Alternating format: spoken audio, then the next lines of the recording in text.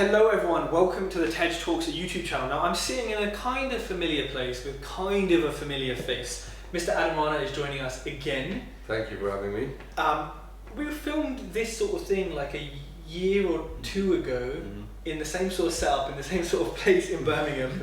But we're going to come with some new topics this time, and you are an essay master. You are known, renowned for your essays, not just in Birmingham, the wonderful city of Birmingham, but another less exotic place than Birmingham, which is Dubai, which we are going to talk about in some of these videos. So, for people who don't know you, really quickly, who are you, what do you do? So yeah, thanks for having me first of all, Tej.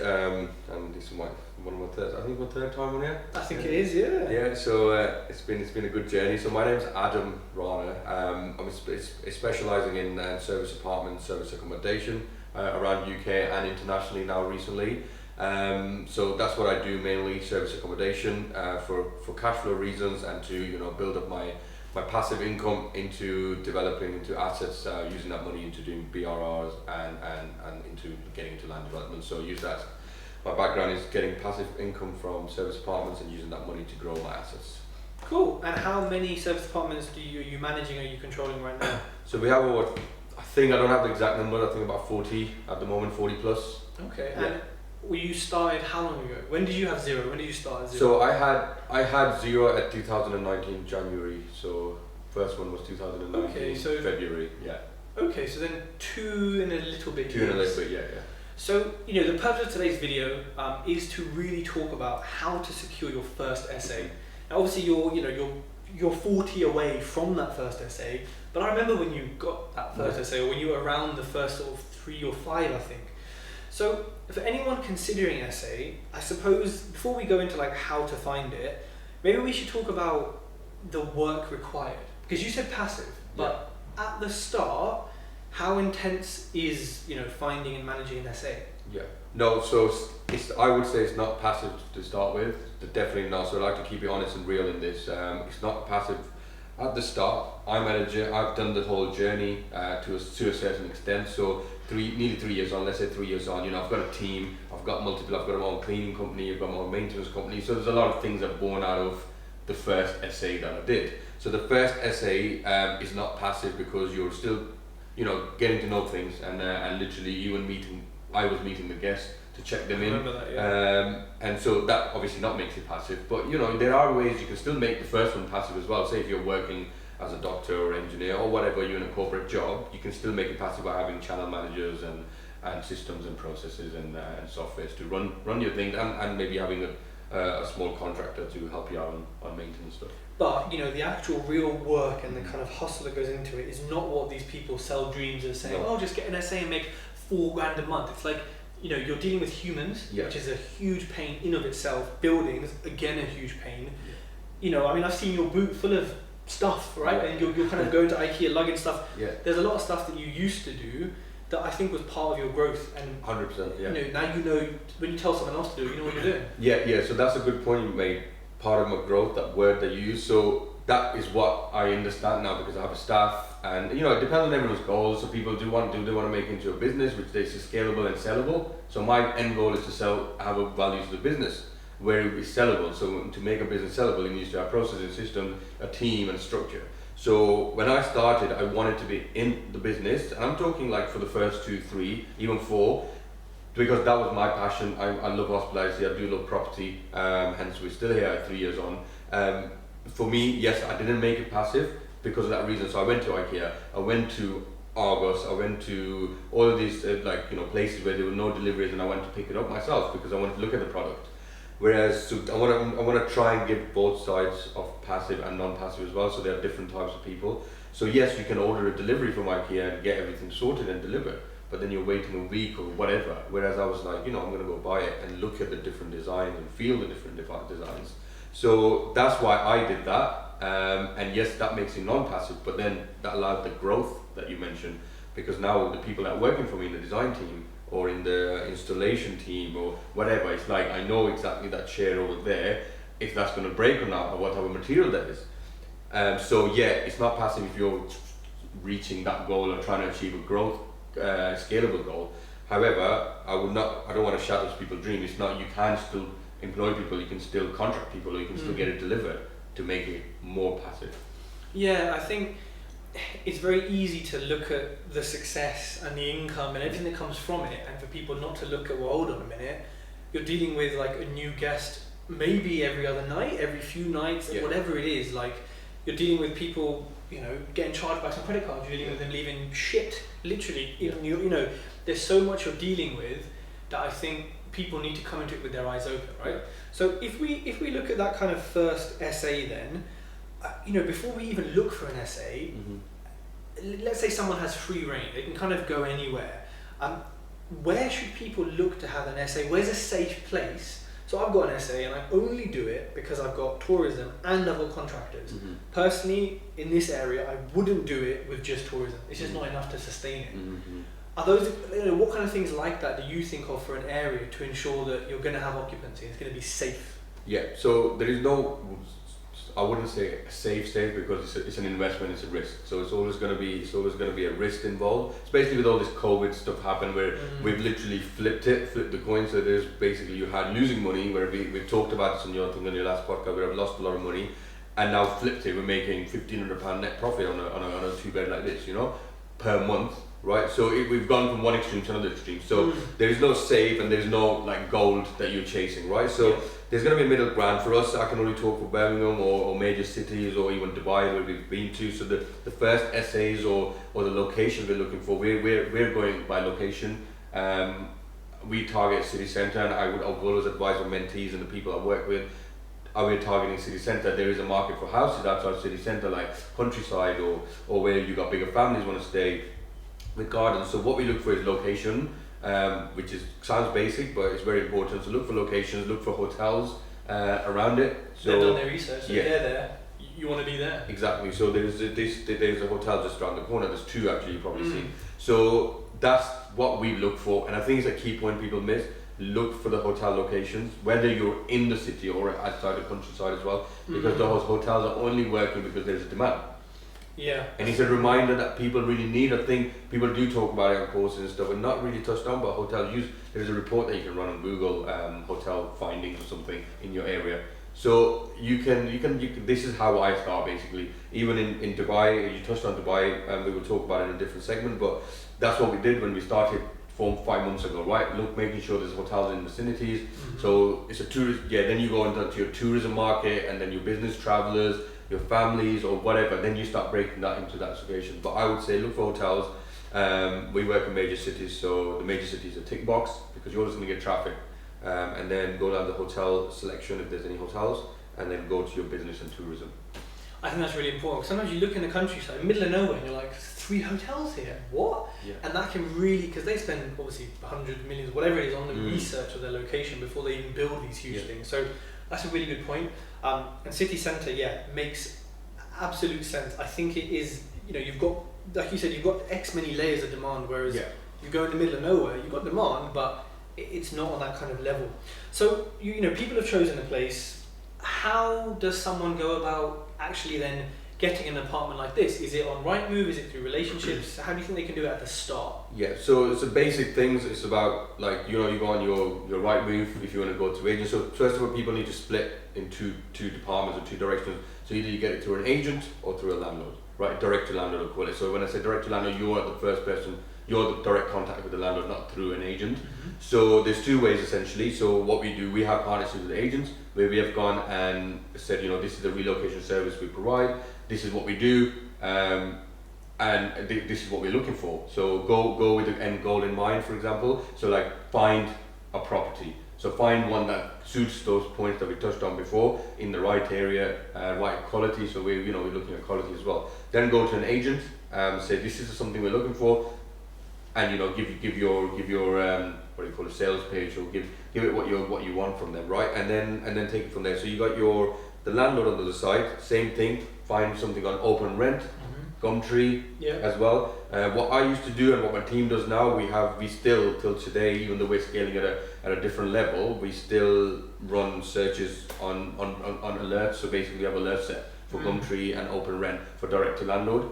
So I would advise new beginners, just set an alert. You can set an alert on it. 9 o'clock every morning. Any new properties that come on, are pinged on your phone, and then you can contact them, be the first one to contact them, whether that's email or whether that's phone. And that's for direct to landlord, where when you got your agents, you've got them doing the work for you, so they will let them know to let you know that please, any property, give me first dibs. And of course that takes building relationships. Yeah.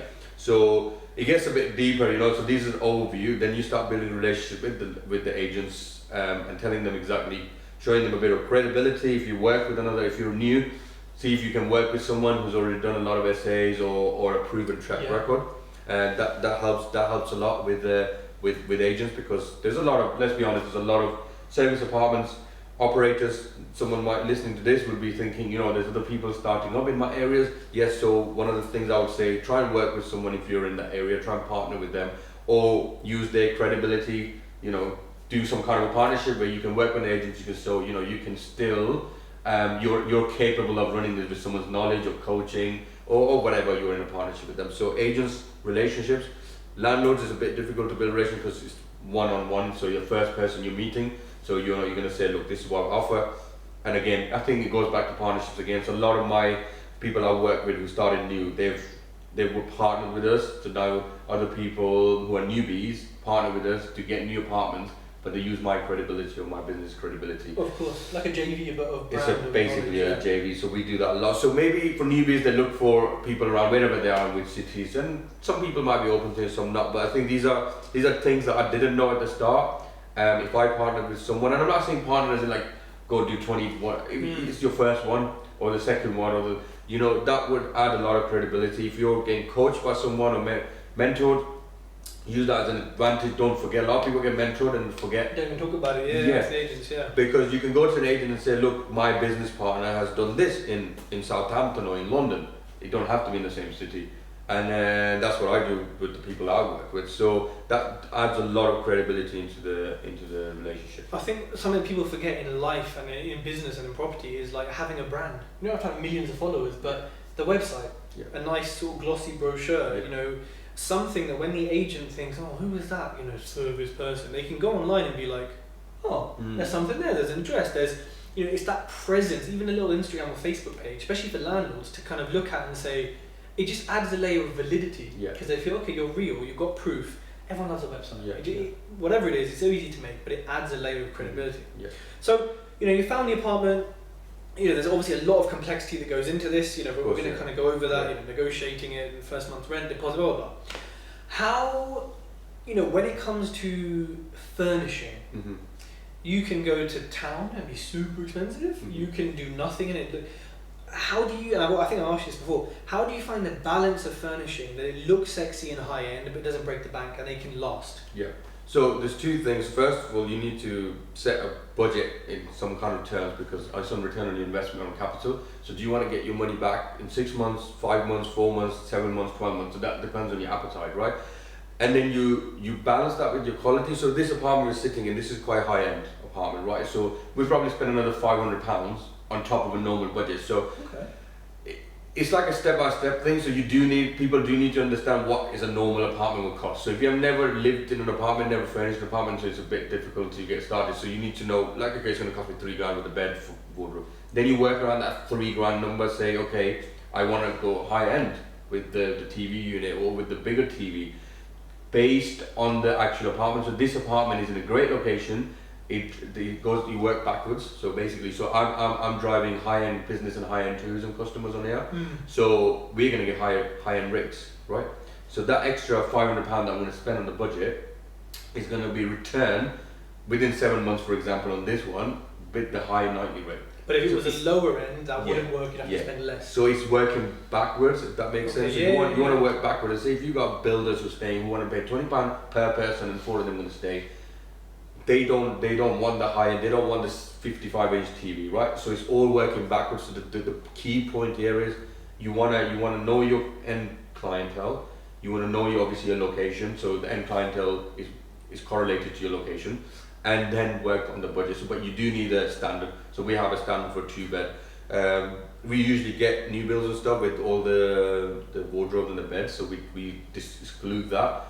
We spend about £2,500 on a 2-bed in a fancy place like this. So speaking of cost then, how much money do you think on average, I know it varies, it varies a lot from place to place, but on average, how much money does someone need to really get started in SA, just to get one unit? So depends how hard you work, to be fair, because this gets again a bit deeper. So you can negotiate no deposit, that would save you £1,000, or on average more than £1,000. So I negotiated no deposit when I started.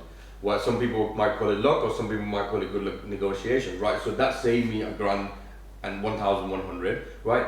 I negotiated the landlord to provide the basics, the wardrobes and the beds. That's what I've always done. There are different ways of doing it. Some people want a blank canvas, whereas we were happy because I understood the mattress was the most important thing. This is getting into detail, but the people really care about the mattress, not what the bed looks like. So as long as you've got the mattress right, guys, we've done 40 plus we're doing, and more anything that we have feedback on the mattress, no one's ever talked about.